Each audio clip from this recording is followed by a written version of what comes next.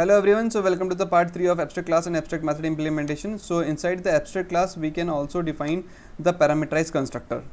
So abstract class can have the parameterized constructor as well as abstract method, and we can also define a non-abstract method also. So abstract class के अंदर हम क्या define कर सकते हैं, parameterise constructor को हम क्या कर सकते हैं, डिफाइन कर सकते हैं. ठीक है. सो एब्स्ट्रैक्ट क्लास के पास पैरामीटराइज कंस्ट्रक्टर हो सकता है, नॉन एब्स्ट्रैक्ट मेथड हम डिक्लेयर कर सकते हैं, एंड हम नॉर्मल मेथड को भी क्या कर सकते हैं, यहाँ पे डिफाइन कर सकते हैं. ठीक है. तो अभी हमारा प्रोग्राम क्या हो जाएगा, सक्सेसफुली कंपाइल हो जाएगा. So inside the abstract class we can also define the parameterize constructors also. So there is no problem. So if I will create the child class of A. So B is a child of A.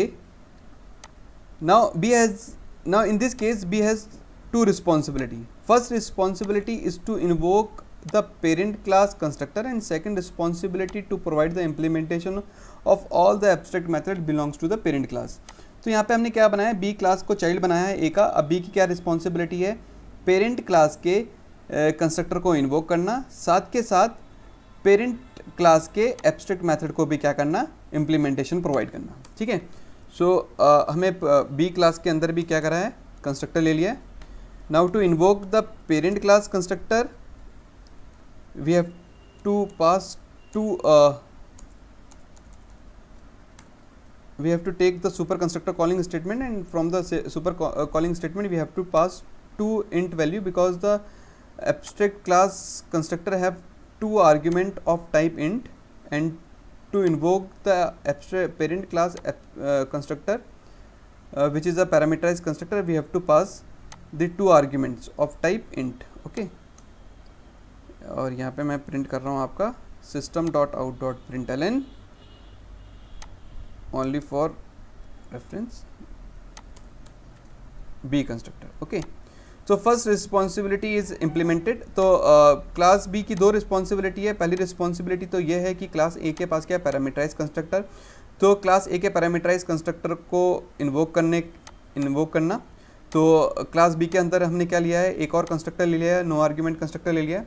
और from no argument constructor हम invoke कर रहे हैं using super constructor calling statement से parent class के constructor को. ठीक है. और पेरेंट क्लास के कंस्ट्रक्टर के पास देखिए दो पैरामीटर हैं. ठीक है, दो आर्ग्यूमेंट हैं, फॉर्मल आर्ग्यूमेंट. और वो किस टाइप के आर्ग्यूमेंट है, हमारे इंट टाइप के आर्ग्यूमेंट है.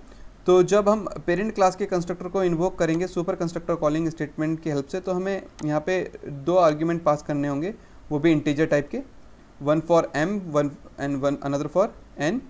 तो यहाँ पे हमने पहला जो टास्क था क्लास बी का, चाइल्ड क्लास की बी जो चाइल्ड क्लास है उसकी जो दो रिस्पॉन्सिबिलिटी थी उनमें से एक हमने इम्प्लीमेंट कर लिया है, to invoke the parent class constructor. तो हमने पेरेंट क्लास के कंस्ट्रक्टर को यहाँ से इन्वोक कर लिया using super constructor calling statement. And second जो हमारी रिस्पॉन्सिबिलिटी है, सेकंड रिस्पॉन्सिबिलिटी है to provide the implementation of abstract method belongs to the class A. यानी कि क्लास ए का जो एब्स्ट्रैक्ट मेथड है, ठीक है, वो है void show.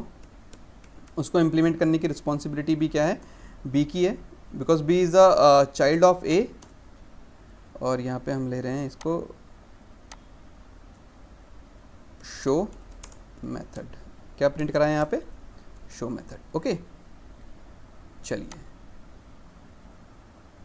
Now we can create the object of B class. तो हम बी क्लास का ऑब्जेक्ट क्रिएट कर सकते हैं, B because B is a concrete class and B is a child of A, and from B class object we can invoke the show method. okay. तो हम show method को invoke कर सकते हैं. और हमारे पास abstract class के पास display method भी है, तो हम display method को भी invoke कर सकते हैं, because display is a normal method and by inheritance it is also available in class B. ठीक है. तो यहाँ से अब हमारा प्रोग्राम क्या होगा, सक्सेसफुली कंपाइल हो जाएगा और रन भी हो जाएगा.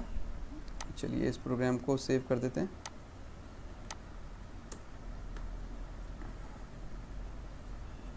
जावा. ओके. तो हमारा प्रोग्राम क्या हो गया, a constructor, b constructor, show method, non abstract method. ठीक है. तो देखिए हुआ क्या है, जब हमने बी क्लास का ऑब्जेक्ट क्रिएट करा, at that time we have invoked the b class constructor. तो बी क्लास के कंस्ट्रक्टर को हमने इन्वोक करा. तो in the B class constructor at first statement is a constructor calling statement which is use to call the parent class constructor. तो यहाँ से आपका कंट्रोल कहाँ चला गया, पेरेंट क्लास के कंस्ट्रक्टर को, और पेरेंट क्लास का कंस्ट्रक्टर आपका इन्वोक हुआ और आपका प्रिंट हो गया ए कंस्ट्रक्टर। तो पहला स्टेटमेंट क्या प्रिंट हो गया, ए कंस्ट्रक्टर। उसके बाद जो ए कंस्ट्रक्टर कॉल, जब हमारा ए कंस्ट्रक्टर का एग्जीक्यूशन कंप्लीट हुआ तो हमारा कॉल कहाँ से आई थी, बी कंस्ट्रक्टर से आई थी। तो कंट्रोल दोबारा से कहाँ चला गया, बी कंस्ट्रक्टर के पास चला गया। और बी कंस्ट्रक्टर के सेकंड स्टेटमेंट में हमने क्या प्रिंट कर रखा है, बी कंस्ट्रक्टर प्रिंट कर रखा है। तो हमारा जो आउटपुट आया बी कंस्ट्रक्टर। तो इस तरीके से हमारा मेमोरी में क्या हुआ है, ऑब्जेक्ट क्रिएट हुआ है, ठीक है। तो ऑब्जेक्ट क्रिएट करते समय हमने कंस्ट्रक्टर इन्वोक करा। तो पहले आपका बी क्लास का कंस्ट्रक्टर इन्वोक हुआ, बी क्लास के कंस्ट्रक्टर से हमारा ए क्लास का कंस्ट्रक्टर का इन्वोक हुआ, और ए क्लास का कंस्ट्रक्टर का एग्जीक्यूशन पहले हुआ, और फिर बी क्लास का कंस्ट्रक्टर का एग्जीक्यूशन कंप्लीट हुआ। और इस तरीके से हमारा क्या हुआ है, बी क्लास का ऑब्जेक्ट क्रिएट हुआ। नाउ ए क्लास का, सो बी क्लास के पास शो मेथड भी है और बी क्लास के पास डिस्प्ले मेथड भी है। तो हम बी क्लास के ऑब्जेक्ट से शो मेथड को भी इन्वोक कर सकते हैं और डिस्प्ले मेथड को इन्वोक कर सकते हैं। तो शो मेथड को इन्वोक करा तो हमारा क्या प्रिंट हुआ, शो मेथड, और बी डिस्प्ले मेथड को इन्वोक करा तो हमारा क्या प्रिंट हुआ, नॉन एब्स्ट्रैक्ट मेथड। ओके, तो इस वीडियो लेक्चर में मैंने आपको बताया कि एब्स्ट्रैक्ट क्लास के पास क्या हो सकता है, हम पैरामीटराइज कंस्ट्रक्टर को भी क्या ले सकते हैं, ठीक है। So hope you will understand this example.